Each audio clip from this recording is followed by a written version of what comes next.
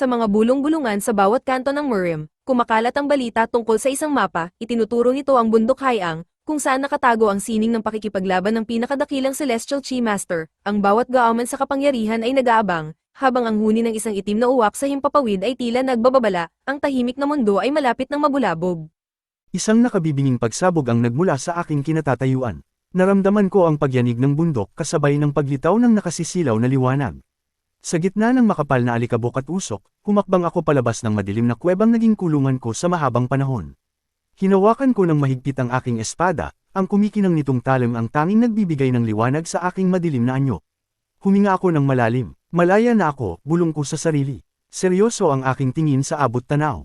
May kailangan akong tapusin, tumangala ako sa langit, asul pa rin pala ito, katulad ng huling beses na nakita ko ito noong bata pa ako. Isang pait ng nostalgia ang humaplo sa akin. Sino nga ba ako bago ang impyernong ito?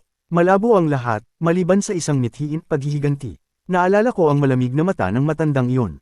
10 taong gulang pa lamang ako noon, isa sa 100 batang pananggapkuan ng dakilang tadhana. Pagkalipas ng 10 taon, kailangan ninyong iligtas ang mundo, wika ng Celestial Chi Master. Ang kanyang mga utos ay batas, at kaming mga bata ay walang nagawa kundi sumunod sa kanyang malalamig na titig.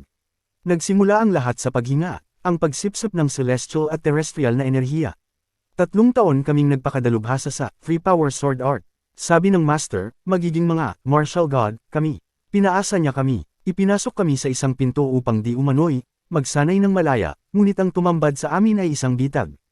Ang kuweba ay hindi santuwaryo, ito ay isang lisyang espasyo na puno ng nakamamatay na hamog at baluktot na enerhiya. Ang matanda ay hindi guro, siya ay isang demonyo. Hindi ko malilimutan ang unang pagsugod ng mga halimaw, mga kalansay, demonyong hayop, at ang higanting ahas na tila galing sa pusod ng impyerno.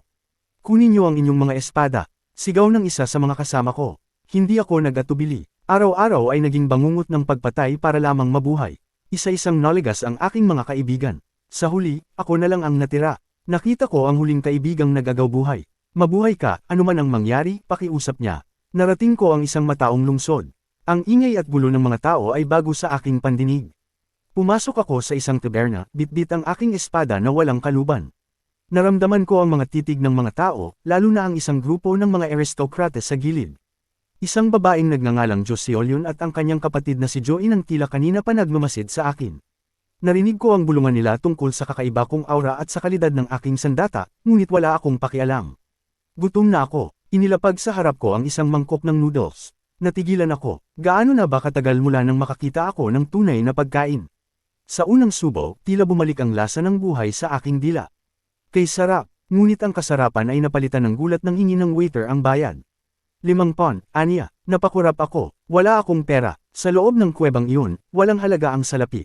Nagalit ang waiter at nagsabing ang aking espada ang aking ibayad. Hindi mo ito pwedeng kunin, mariin kong sabi. Ang espadang ito ay hindi lang bakal, ito ang buhay ng aking kaibigan.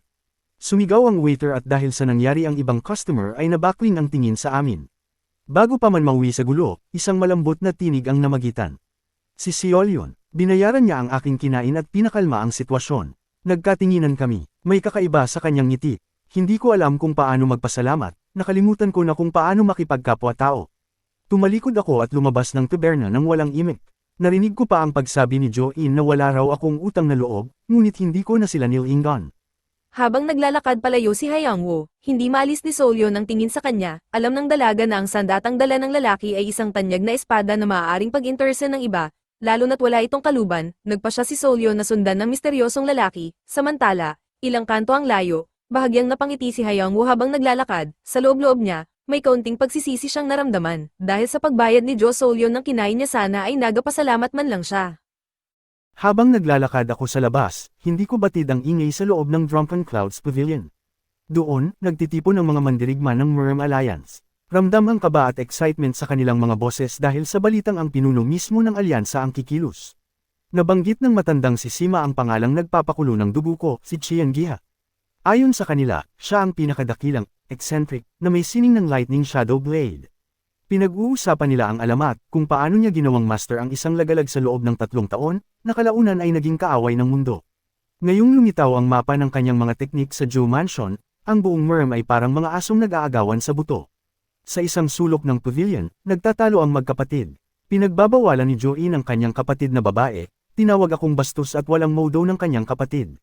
Pinilit ng dalagang ipagtanggol ako, ngunit sa huli, wala siyang nagawa kundi manahimik ng kampihan ni Sima Chol ang kanyang kapatid.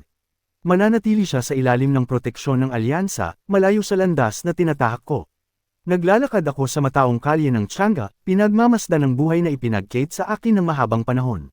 Nakikita ko ang dalawang tao na nag-uusap at nagtatawaran. Sa kabilang kanto, isang lalaki ang tumutugtog ng pluta, ang musika ay tila haplos sa pusong pagod. Napatigil ako nang makakita ako ng isang ina na binibilan ng regalo ang kanyang anak. Ang ngiti ng bata, sakit. Bigla kong naalala si Aksegi. Tumakas tayo, Hayong-woo, gawin natin ang lahat ng hindi natin nagawa noon, sabi niya sa akin noon. Gusto niyang bisitahin ko ang ama niya, pero sabi ko, siya dapat ang gumawa noon. Pero sa loob ng madilim na kuwebang iyon, nang sumalakay ang halimaw, hindi ako nakakilos agad. Tumalon si Aksegi sa harap ko. Sinalo niya ang kamatayan na dapat ay para sa akin. Habang naglalaho ang kanyang katawan sa isang maliwanag na liwanag, naiwan akong mag-isa. 79 na kaibigan ang ibinuwis ang buhay para sa kalayaan ko. Tumangala ako sa buwan at muling nanumpa, Qiangiha, sisingilan kita. Bumalik ako sa tavern, umaasang makikita ko ang dalaga para man lang magpasalamat. Pagsilip ko sa pinto ay nakita ko siya ngunit. Narinig ko ang usap-usapan tungkol sa Mount Haiyang. Mula sa malayo, nakita ko ang isang malaking grupo ng mga mandirigma.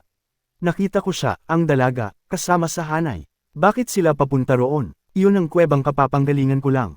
Palihim ko silang sinundan hanggang sa paanan ng bundok, pinapanatili ang distansya habang nagmamasid sa dilim. Habang nagpapahinga ang alyansa, biglang nabasag ang katahimikan. Sumalakay ang mga tauhan ng Green Forest sa pamumuno ng Blood-Eating Demon. Napakabilis ng pangyayari, maging ang mga miyembro ng demonic cult ay tila nakihalo na rin sa gulo. Nakita ko ang pagbagsak ng mga tauhan ng alyansa, ang lupa ay nagsimulang madilig ng dugo. Nag-aagawan sila para sa mapang hindi naman nila lubos na nauunawaan. Nang marinig ko ang pangalan ni Qiangiha mula sa pangungutya ng mga taga-Green Forest, tila may sumabog sa loob ko. Hindi ko na napigilan ang aking sarili. Binasag ko ang isang dambuhalang bato at buong lakas na inihagis ito sa gitna nila. Lumitaw ako sa gitna ng labanan, ang aking enerhiya ay tila isang whirlwind na nagpatalsak sa lahat ng nakapaligid sa akin. Nabaling ang lahat ng atensyon sa akin. Gulat at takot ang nakita ko sa kanilang mga mata. Malamig akong tumingin sa pinuno ng alyansa. Nasaan si Chien? Tanong ko, ang boses ko ay puno ng pait. Nagpasalamat siya sa pagligtas ko sa kanila, ngunit ang sumunod niyang sinabi ay tila isang malakas na sampal sa akin. Si Qiangiha ay pumanaw na 10 taon na ang nakararaan. Napatigil ang mundo ko. Patay na. Paano ko sisingilan ang utang na dugo? Kung ang taong dapat magbayad ay matagal nang wala,